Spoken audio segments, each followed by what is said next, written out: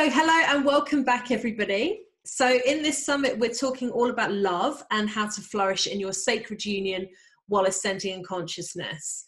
And spiritual ascension can really alter the way that we look at love, changing what we need in our partnerships. And too often, many of us can become ungrounded whilst going through the ascension process. And relationships are really a physical thing. So whether you're currently in a partnership or not, this summit holds some keys for you and looks at how sacred union really serves as a passageway through to accelerating your own ascension journey. And today I have the great pleasure of being joined by Maya Boston, who's an international light language channeler, gong practitioner, speaker and teacher who's been in practice now for over 15 years. Maya facilitates workshops all around the world. I know she's just come back from China. Perhaps you might mention that as part of this interview. And her work is really focused on the lessons from Lemuria and in self-love. And we're definitely going to be talking about those topics in today's interview. So Maya, a very warm welcome to the show. Oh, thank you, Ariella. Thank you. And thank you to your listeners. I'm really honored to be here today and to be on your show. Thank you so much. Yeah, it's beautiful to have you here, and I've really enjoyed our discussions that we've been having together and learning about you and your work, and I'm really excited to share that with the viewers today. So I'd love just to start off, if we may, just by asking you to share a bit about your own background and how you've come to do the beautiful work, the sacred work that you're doing on our planet today. Yes. Well, I started off with gong sound baths. So I probably start off with being a practitioner of the gongs, and that started off with me, but by just hearing the sounds of the gongs, and I was just so drawn that I needed to go and find out what all that was about. And after my first session with the gongs, I knew that that was what I was going to be doing. And I was leaving behind a career in the diplomatic corps and going into the unknown, but it really spoke to my heart, and I just needed to follow my heart because I was not happy in my 9-to-5 job.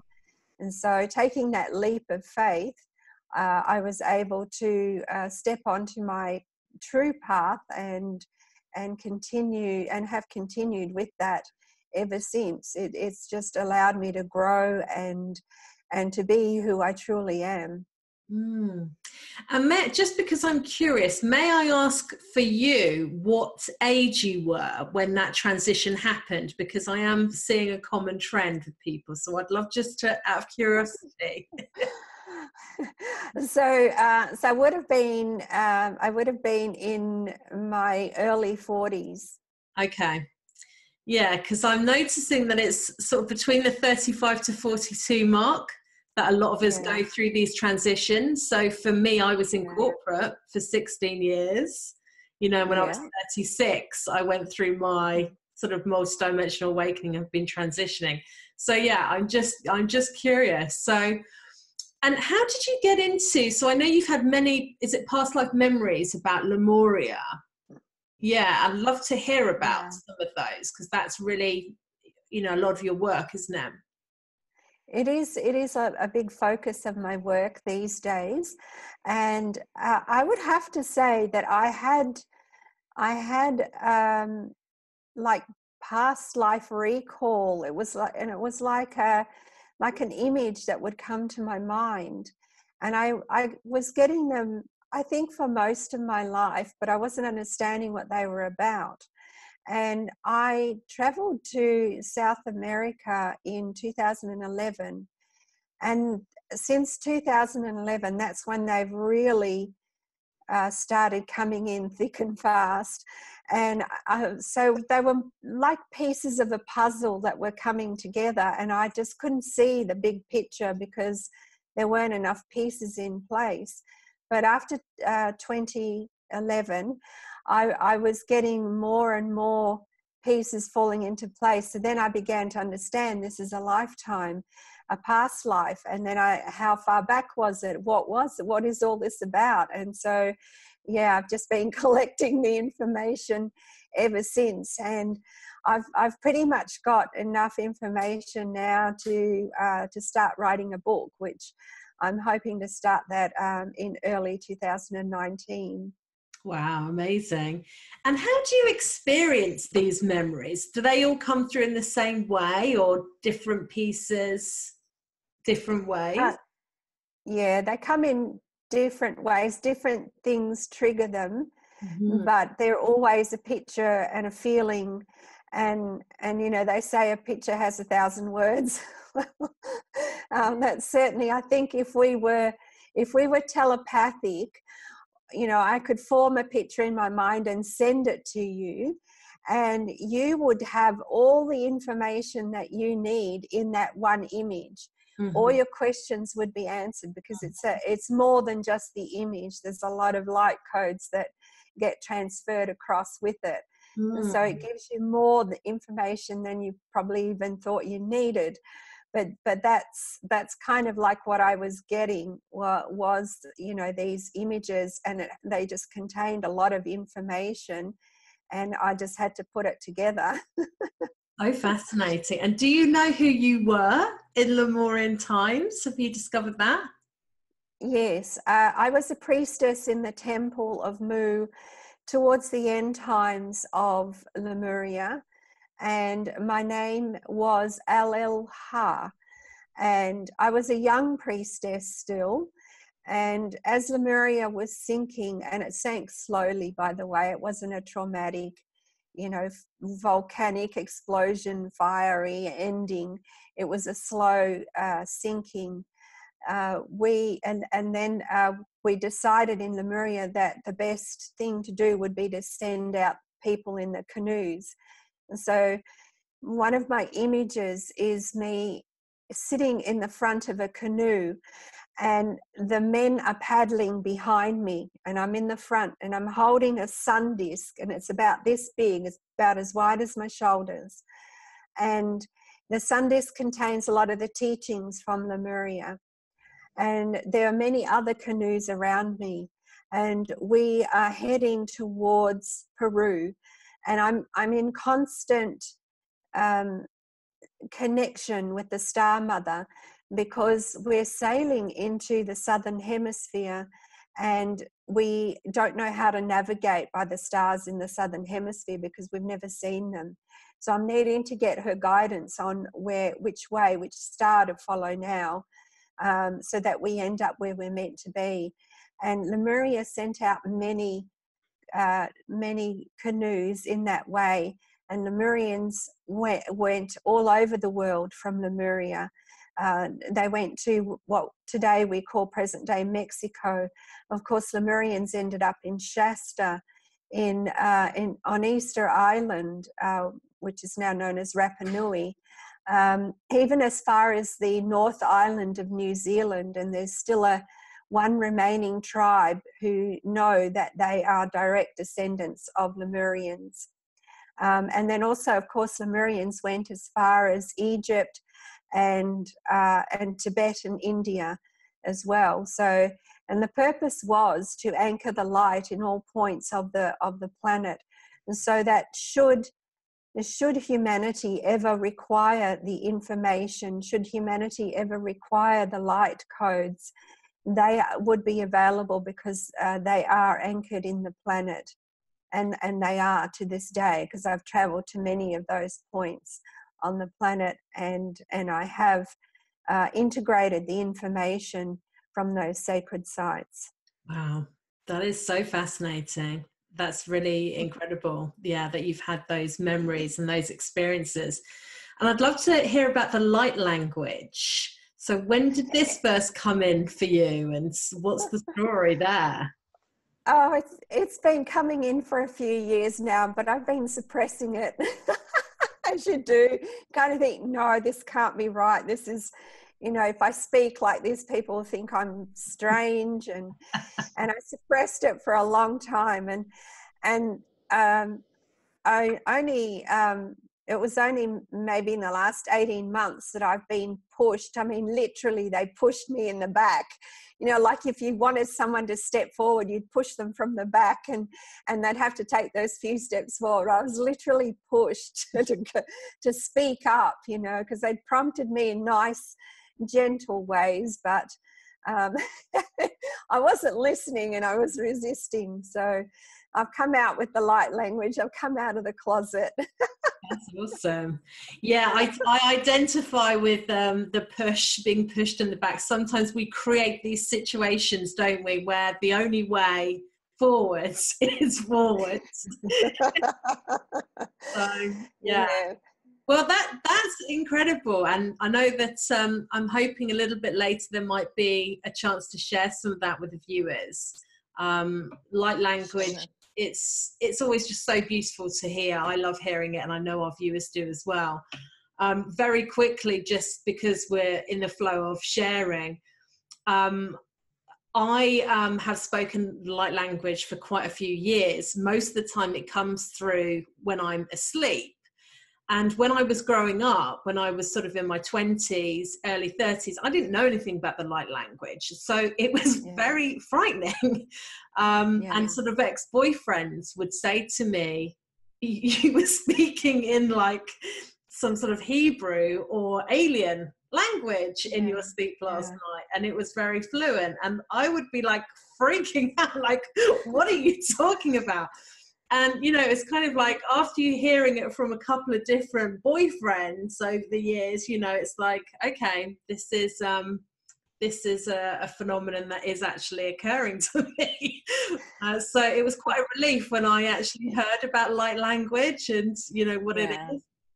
So, yeah, I hear you. Okay, so I would love to talk to you about, so we're talking all about sacred union, about conscious partnership, and about how that is truly a vessel to, or it can be, to help people ascend in consciousness. I'd love to hear what your perspective is on this. And I know that you teach a lot about self-love. So where do you feel that fits into this piece?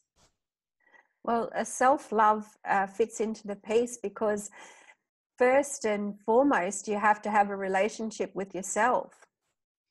So if we're not being kind to ourselves, and if we're continually criticizing and judging ourselves, and of course that's the kind of relationships we'll have with other people as well. And so self-love to me is like the building block. It's like the foundational stone that we need to put into place in order for us to be able to go beyond and grow in consciousness and expand and evolve. Without self-love, we just cannot move forward. So we really need to understand what self-love is.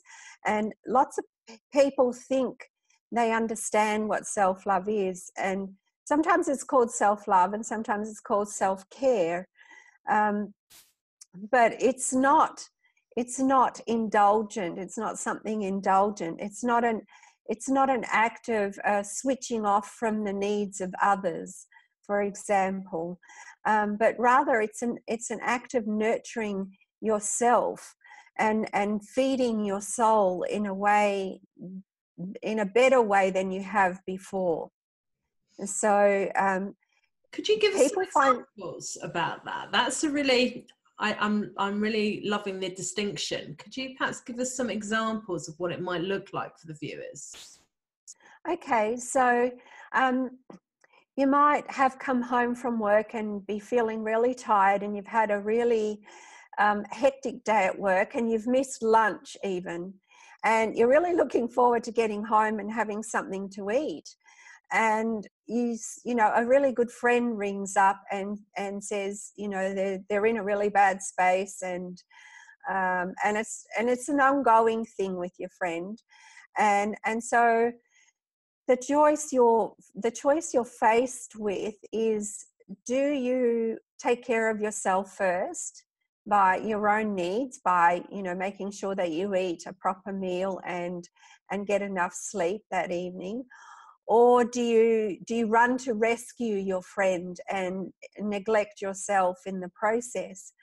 Because in doing the former, that's, you know, you can reschedule. You could say, look, I hear you and I understand what's going on, and I'm really sorry to hear that you're feeling this way, but perhaps, you know, I've had a really bad day today too, so perhaps, you know, if I catch up with you tomorrow, I just really need some quiet time for myself tonight. And so this is taking care of self. It's it's not selfish, but it's kind of also establishing your boundaries so that people, you know, because there's a lot of us that like to give all the time, and we don't want people to trample over our personal boundaries. So we say, I hear you and I sympathize with you, but I'm really not in a good space myself. So if we can reschedule for tomorrow, I would love to catch up with you then, and, you know, maybe we'll have dinner or something together. So you're not kind of pushing the person away completely, but you're establishing your boundary and you're taking care of your own needs. Because in the latter example of running to rescue your friend and neglecting yourself, you are also not able to give the best of yourself when you're in that state. You're already frazzled from the day. You haven't eaten, so you're going to grab something really quick along the way, which is not good for you. And then you might be in for a long night listening to your friend crying on your shoulder. And so to prevent all of that, we're taking better care of ourselves by putting in our personal boundaries and honoring our own needs, because we want to give the best of ourselves to others. And if we're not in a place to give the best of ourselves, then there's really no point. It's like somebody going out to, like someone's drowning in the ocean, and you jump in to try and save them, but then you remember, oh, I can't swim either, and then the two of you are drowning. If that makes sense. It does. And in the context of relationships as well, of course, personal boundaries are really important, and understanding what they are. And I know that you know, many people have problems with that. I mean, I have, you know, as a starseed, as an empath, I'm pretty sure that boundaries is an earth thing, to be honest.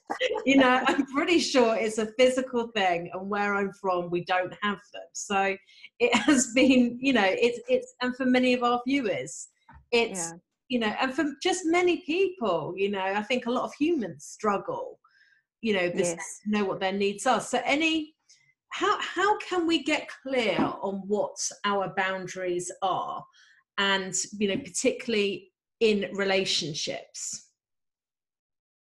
So your personal boundary, if you're feeling, if suddenly your emotions are telling you, like if you're feeling uncomfortable, or you know, in any given situation, if you begin to feel uncomfortable, if you begin to feel angry, even, that's your body.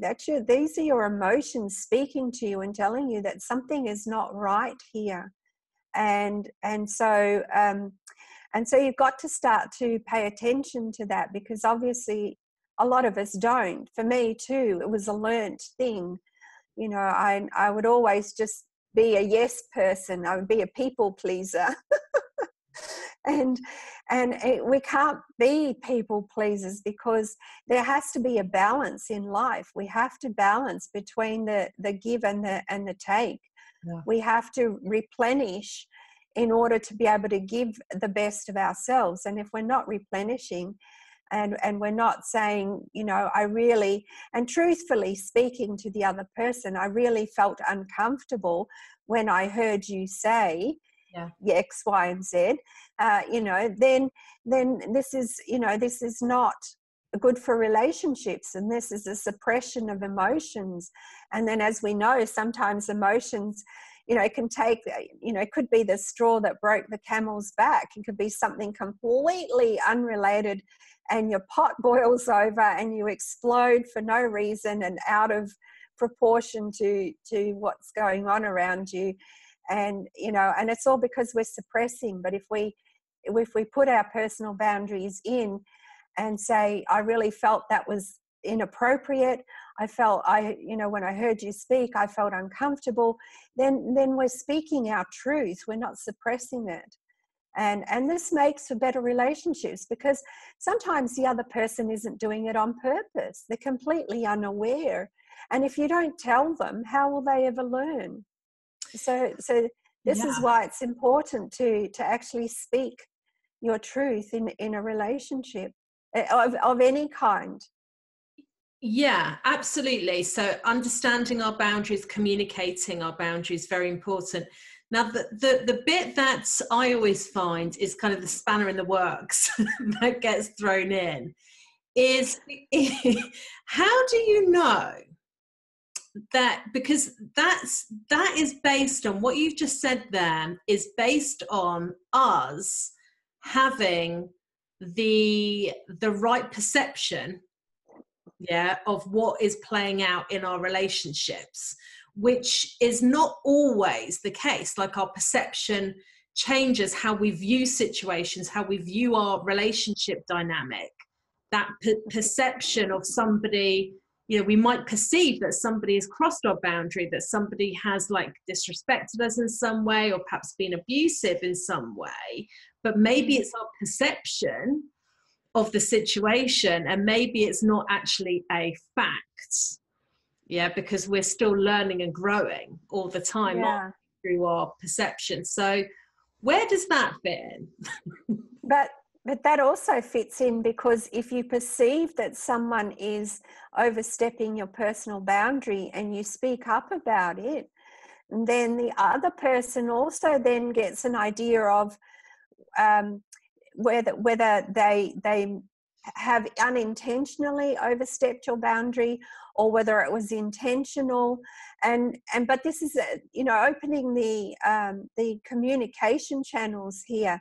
Even if your perception is wrong, even if the person sort of steps back and goes, no, that's not what I meant, then at least that's clarified. At least you're not still suppressing any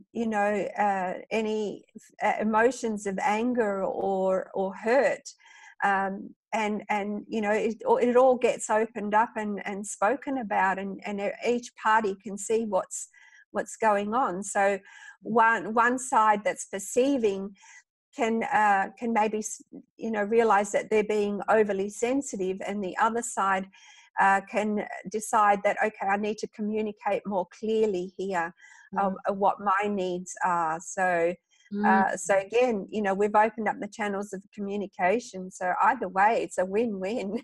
Even if your perception is wrong, it still opens up those channels.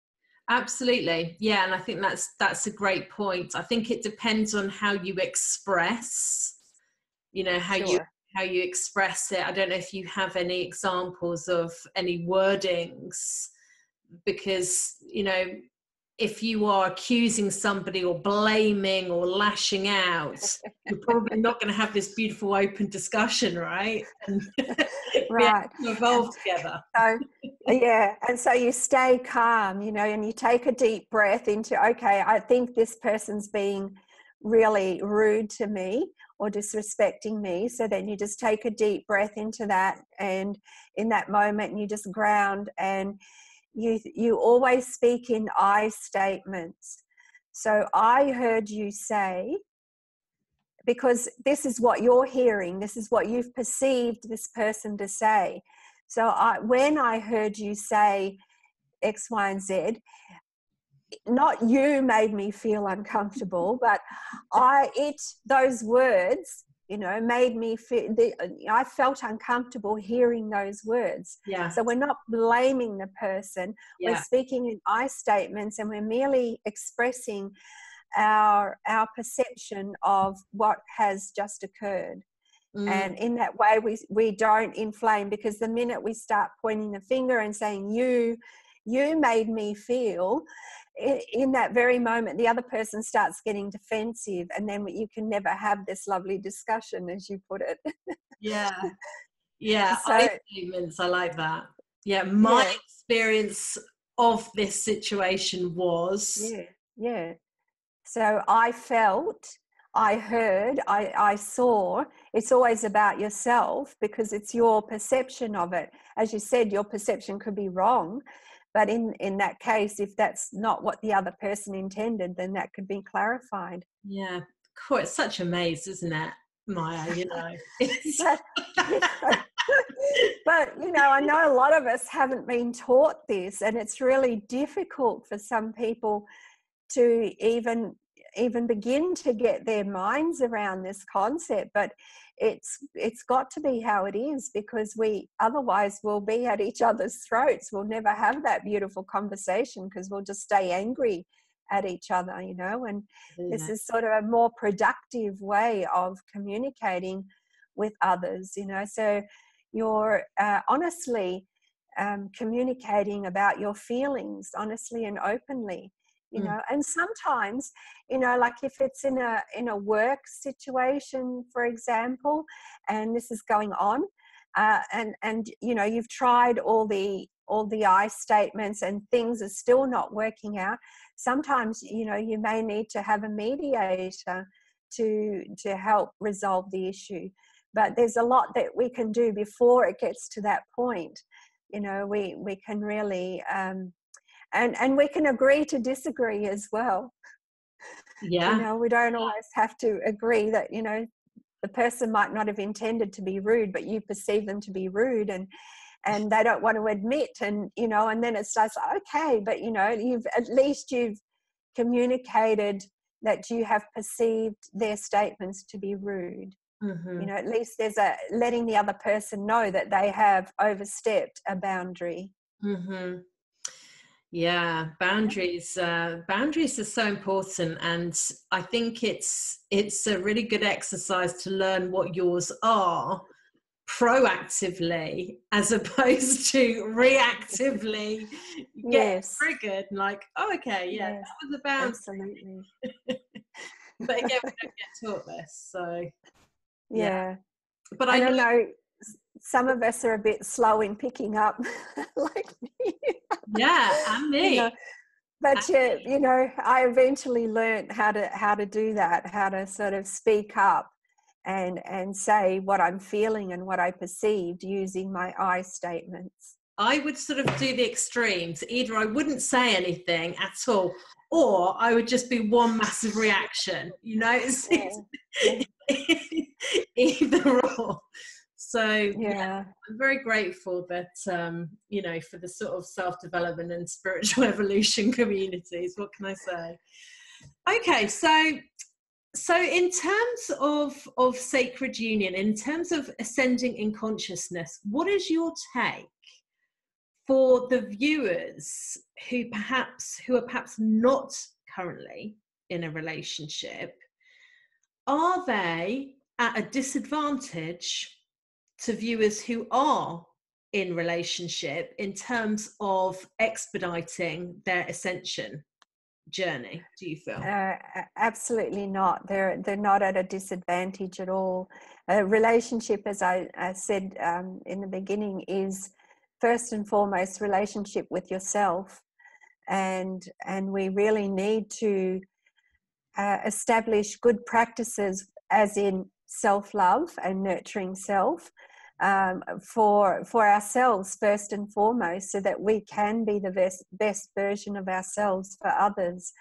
I think personally, my own experience is such that I was very fortunate to be able to do a lot of personal development work for myself before I got into a relationship. And then because I had done a lot of this work on myself, then it was easy to draw in somebody else, a life partner who also has done a lot of work on himself. And then these practices then become part of our relationship. So I'm very proud to say that in the decade, since we met and have been together, we have never raised voices to each other, never, because it's always, well, I heard you say, or if the other is not speaking about it, well, I sense that something is going on for you. Would you like to share? So we're always respectful of each other because we've done the work before we got into a relationship. And so being in relationship can sometimes be harder to do the personal development work from within a relationship as opposed to doing it on yourself before you get into a relationship. Mm-hmm. If that makes sense. Yeah, absolutely. Well, there's less confusion, isn't there? Because it's only you and your consciousness, not your couple. And from an energetic point of view as well, I was perceiving it as I'm like down here on this level, and my ideal partner is up here, and I need to do the personal development work to meet my partner at equal terms. So part of my self-development work was I had this huge list. It was like, in an exercise book, I opened it up and it was like 3 pages long. What, of your ideal partner? Yeah, these qualities that I'm looking for in an ideal partner. Mm-hmm. And as I wrote them out, I had to ask myself, am I that? So if I wanted somebody who was, kind and warm and gentle, I had to ask, am I that? Because if I'm not that, then there's no way I'm going to draw that in. Mm-hmm. And so it's really like the law of attraction, like attracts like.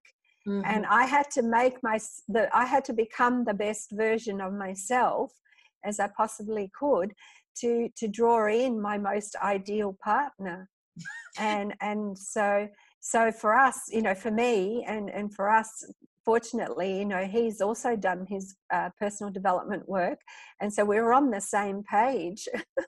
So you are in a relationship, you would say, where there is a likeness, a similarity between you? Oh, definitely. There are many things that are different, of course, but there are many things that are the same as well. So what about, because there's also the law of opposites. Well, I think in the things that we are unlike is where the opposites come in, the law of opposites come in. Well, but there are many things that are very much alike. Yeah, because this can often be the case, say like in a sort of twin flame type relationship, right? And I know there's different perceptions out there about twin flames, but this kind of like two people, they're opposite in a lot of ways, but in the middle they're the same, and they're going through this whole process. So, one could say that in terms of evolving, the relationship where you've got the two opposites has the most catalytic power, right, for transformation, and can often be can also be the most difficult types of relationships. Yeah, absolutely.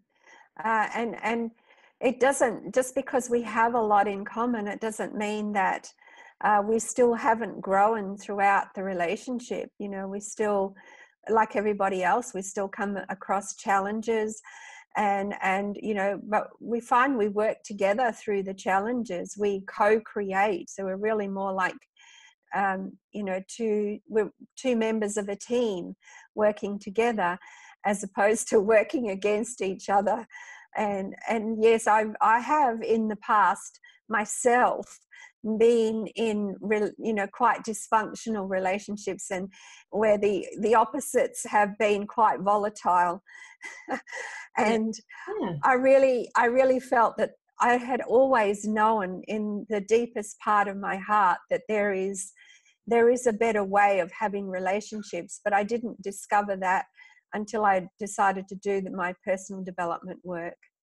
Because what about for our viewers who obviously they are on the conscious spiritual ascension path, but they might be with a partner who doesn't share their beliefs? who doesn't share their values, you know, Yeah. their sort of heart is longing to discuss, you know, their beliefs with somebody, but they can't, and they have to suppress and hide things. You know, what would be your advice for those people? I would have to say, even with a conscious partner, we are not always agreeing on the same things around spirituality. You know, my partner has his own perceptions around that, and I have mine. As long as there is a mutual respect. So, for example, if you're in a relationship and your partner has absolutely no interest in spirituality, as long as the partner is respecting your belief system, then it's fine. The conflict begins when the other partner begins to ridicule or you know, put down your belief systems. That's where you then say, you're overstepping my personal boundary, because a partner can also be overstepping your boundary, even though we're completely open to our partner because we love them, but one still needs to be conscious of one's personal boundaries. And if they're bullying or ridiculing and putting you down because of your beliefs, then this needs to be brought to their attention with the I statements. The I statements, I love that. Yeah. And, you know, often it's because we do attract towards us, like you say, the people that, you know, we are most in need of, really, at that point, to help us evolve, and, you know, to go on a journey with us, and whatever that unique journey is for us. There will be a reason why people have attracted somebody who doesn't hold the same beliefs, right? And sometimes, and often, these people, they can be very grounded. You know, they're very kind of physical people. They're really, their focus is on the material. And whilst at certain points that is going to feel difficult probably for the person who's going through these spiritual experiences, it also helps to be grounded by somebody, because we are here to have this, you know, to have this physical experience, aren't we? Oh, absolutely. And it just depends on the combination of the two people. But yes, it can be, two people can be at loggerheads all the time over spirituality, or they can be complementing each other, because you know, one is more grounded than the other, as you say. You know, there's a bit of a reality check sometimes. And I know that my partner does that as well for me. It's like he's my rock, you know. It sort of keeps me grounded in reality. And it's reality, well, yeah, it's like, well, you can't really do that because, you know, X, Y, and Z. And it's like, oh yeah, of course, you know, we're not there yet. No. Yeah. No, because I'm off with the fairies sometimes, you know. So no, I think, you know, people who are having very profound spiritual experiences like yourself, all of these memories coming back from, you know, a very different time in Earth's evolution. I have had very profound spiritual, you know, I woke up one morning and there were 2 6-foot-tall star beings stood in my bedroom. I've been visited by different beings the whole of my life, right? You know, I've had some very, very profound experiences. And, you know, I remember when I first moved to Glastonbury, many of our viewers will know of Glastonbury. Do you know of Glastonbury, Maya? Have you heard of Glastonbury? I was there in May of this year. Because we didn't know each other then. That would have been amazing to have connected. So Glastonbury is a very, you know, it's a very, very spiritual place. It's one of the hot spots of globally, and many say it's the heart chakra of the earth. And, you know, when I first moved here, when I was going through all of these spiritual experiences, I remember seeing somebody jogging down the road, and looking at them as I was driving along in my car thinking, are people still doing that? Do people still need to like work out their bodies? Like, you know, that's how ungrounded I have become. Yeah. I was just in the upper chakras and quite happy there, you know. Yes. Yeah. So it is good to have these other, you know, my dad's kind of like, she has gone crazy. This time she's gone crazy. He's very 3D, he's very grounding. So, Yeah. you know, Yeah. you choose the Yeah. people around you, don't you? We do. And by the way, the Star Mother from Lemuria is still in Glastonbury. I reconnected with her in Glastonbury. Oh, So that's why it's can a you tell me some that's a more about that? that's why it's a hot spot. It's one of the power nodes on the planet. Yeah. You know, just like they talk about Mount Shasta in the US. It's quite a powerful place energetically because of the Palladians and because of their Lemurians there.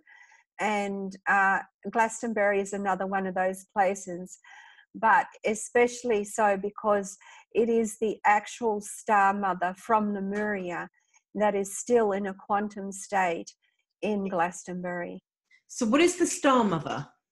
I love the sound of that. The Star Mother is the star being who was with us in Lemuria and who taught us the circle of oneness, which is the focus of my work currently.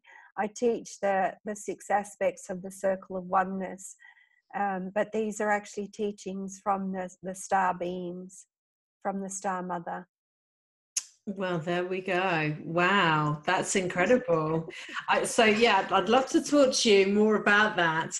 But what I'm feeling drawn to invite yourself to lead us in, Maya, would it be okay if we did some sort of meditation? Or I know that you said about perhaps doing some, and we're going to be pushing you towards that door there, but the light language channeling, I mean, there we go. We've got another conduit that's invited you into this space. So yeah, if you're okay, we'd love to hear that. Okay, so all right, so let's just get comfortable in our seats. Mm-hmm. And we're just going to take that beautiful deep breath in through the nose and exhale through the mouth. And another deep inhale right down into the belly through the nose and out through the mouth. And just let the breath fall out. And one more time, deep breath in. And just letting the breath fall out through the mouth.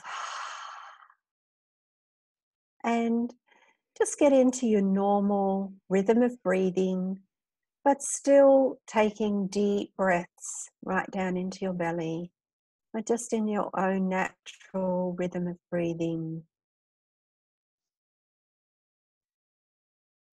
And just notice yourself and how you're feeling in this moment. Notice yourself softening as you allow yourself to fall into that center of stillness within.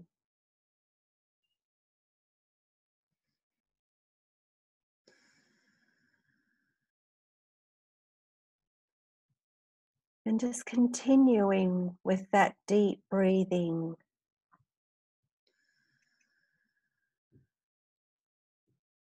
As you notice your body relaxing and letting go of all thoughts from the day.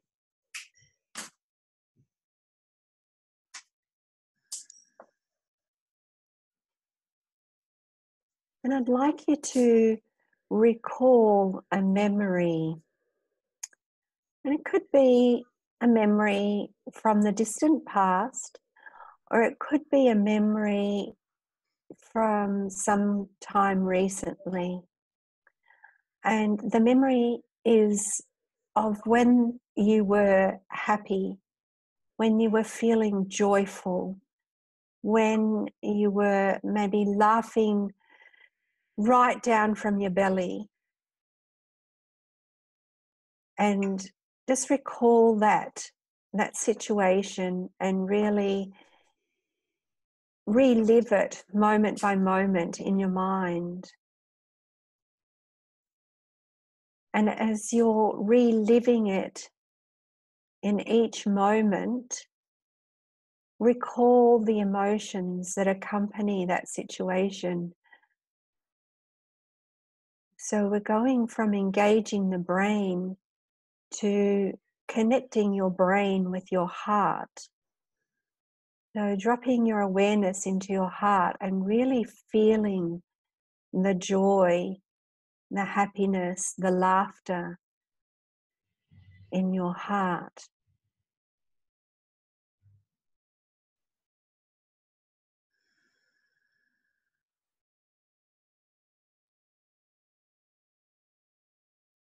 And this is called the head and heart coherence. This is now a balanced state of your being, because both your mind and your heart are connected, and it's a much more powerful state to be in than just from your mind or just from your heart. It's like the balance of day and night, and masculine and feminine, and yin and yang. And just focusing on that wonderful time that you were having. And still taking those deep breaths and allowing those feelings to spread throughout your whole body.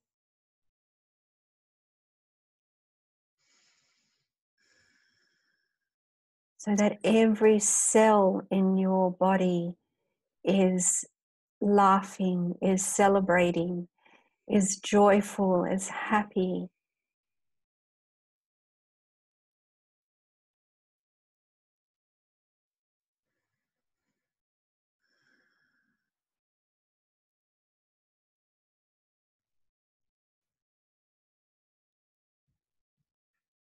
And just taking a deep breath into that, into your heart.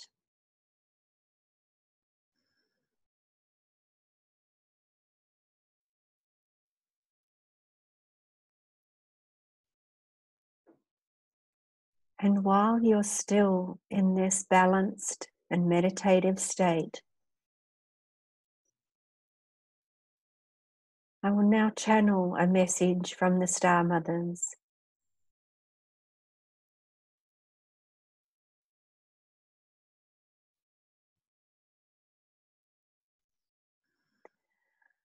Ya kene he ha'a no konole a no he no hahane te he hohane o hahane a mahalo hahana ke he ana te haha o maha kene ho nena lele kunu mahahane aha kilua a ne e aku anu hoa.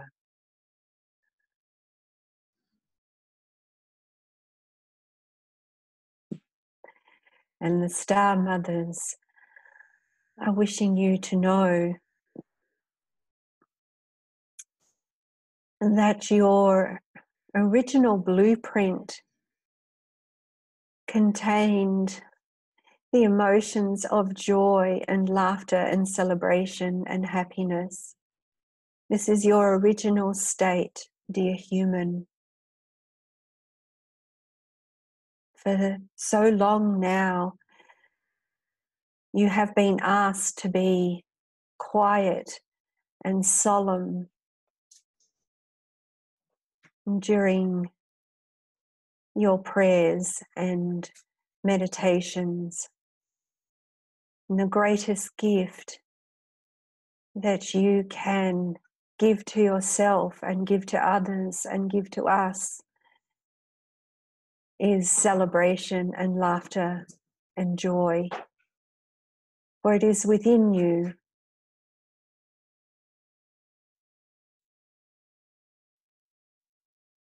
Get up and dance.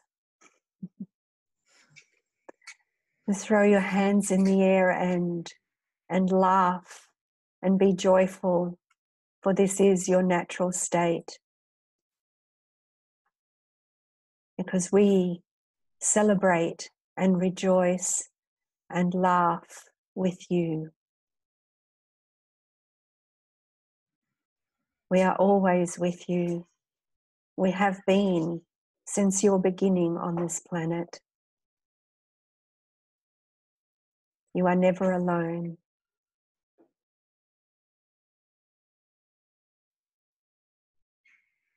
We love you eternally. And just take a deep breath into that and allow the sounds, the vibrations, the frequencies, the light codes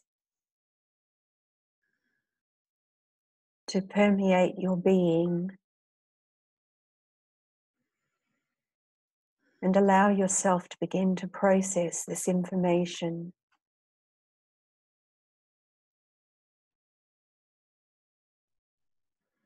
As you take another deep breath in and then out, and allow your awareness to develop.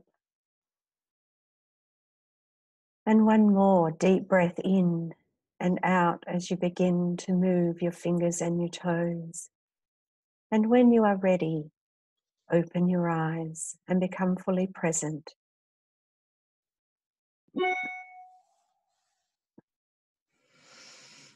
Really beautiful. Thank you. Yeah, a lot of tingles in my crown chakra listening to that. I love the star mothers as well. Yeah, coming in, their message for us. Yeah, really beautiful. Thank you. That was yeah, that was a lovely exercise, and I'm sure our viewers can relate to this, but it's just so nice to have somebody open up a space for us to come out of our busy minds, drop into our heart space, you know, have that beautiful internal connection, that connection with spirits. And that was just a really beautifully facilitated meditation. I thank you so much. Yeah, it's true. Thank you. Thank you for inviting me to do that here. Yeah, I could stay there for quite a bit longer, but we have a show, so the show must go on. Sure. So, well, we've been talking a lot about, you know, self-love, about boundaries. There's been so many, and a lot of practical information that's come through as well in terms of, I love the I statements that we've spoken about. So I know some of this is covered, right, in your offer, for your special offer for the viewers today. So yes. I'd like to invite you, and it's quite the package that you put together for our viewers. I thank you so much. And invite everybody to listen into this one, because there is a lot of amazing stuff which Maya has put together for us here. Well, thank you. It's just my absolute honor and pleasure to be able to gift this to so many. And my package starts off with a 90-minute MP3 about personal boundaries and all the practical things that one can do to reinforce their boundaries, and also at the end conflict resolution and how to move beyond that. And then aside from the 90-minute personal boundaries MP3, there are 7 coaching sessions which which start off with how to become aware of the common issues that plague us all, and as part of our personal development, and how to move through them. And moving into the awareness, becoming aware of our thoughts and words and actions, and finishing off with the awareness of the changes that are required to make within us, and how to recreate ourselves. And each of these 7 coaching sessions is, it has a meditation, has its own meditation, guided meditation as part of the coaching session. And each meditation is also accompanied by a gong sound bath. And so, the frequencies of the gongs help to clear and balance and allow us to integrate the information and process it. And aside from that, I've also included 2 of my studio albums. The first one is called Chakra Journey, and the second one is called Awakening Waters. And they are 40-minute gong sound bath meditations, and I do not speak through either of them. So you can use them for meditation. I've had clients using them to help them get to sleep because they really relax them. And I've had other clients who have been working on their personal development visualizations, and have, and do it during the gong sound bath CDs. So they find it very beneficial to have the sound working with them. And I've also included my ebook, which is Anxiety, Not Just Fear and Worry. There's many forms of anxiety that many of my clients are carrying. So this is sort of a result of the observations that I've made in the various forms of anxiety. And as a very special offer to the first 25 people who buy my package, I would like to also include a half-hour personal session with me. And as a result of that half-hour personal session, I will also create your very own personal gong sound bath track. Now, this is a personal and very unique track to you.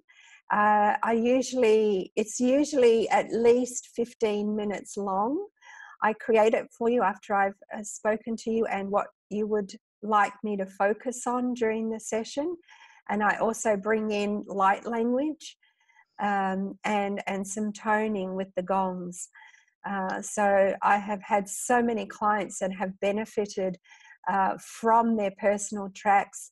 I just had somebody recently last week say that they felt like they were in a forest and they were feeling very lost.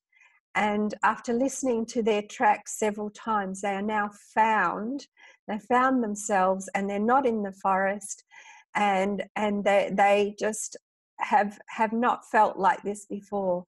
So it's quite profound, some of the reactions that I've had to the personal gong tracks.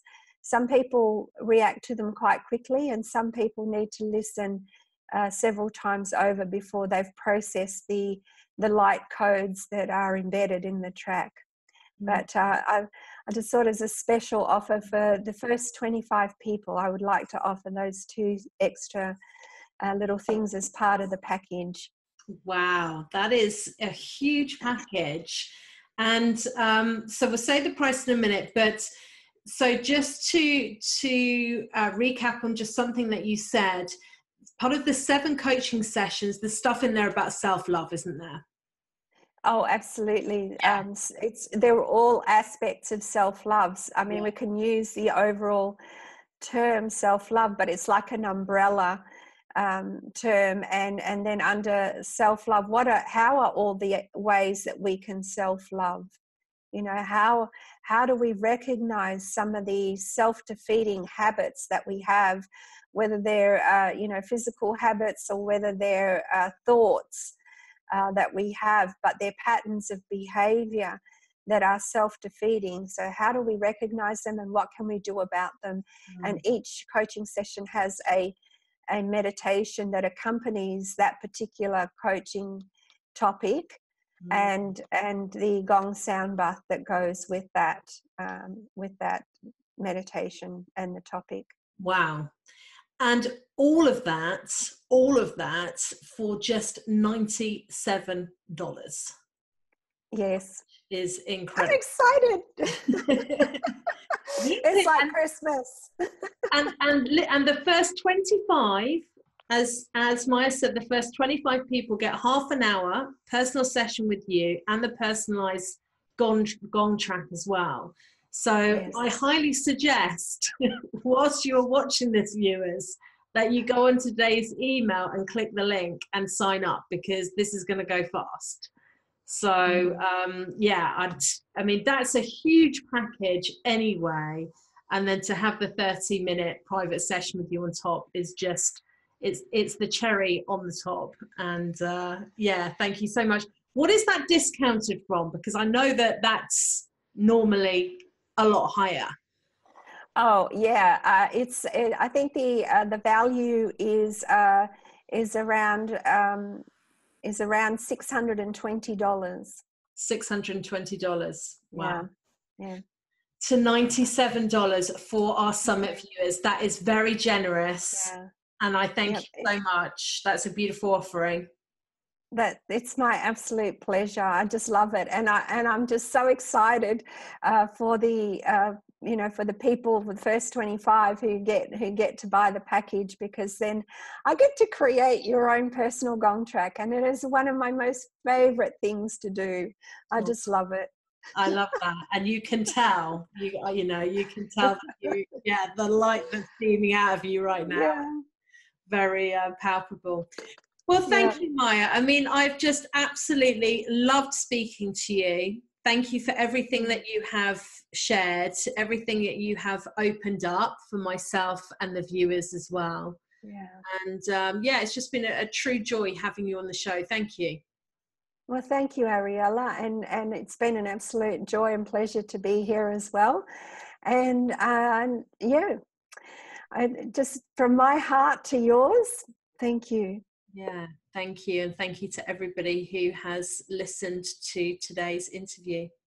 Bye for now.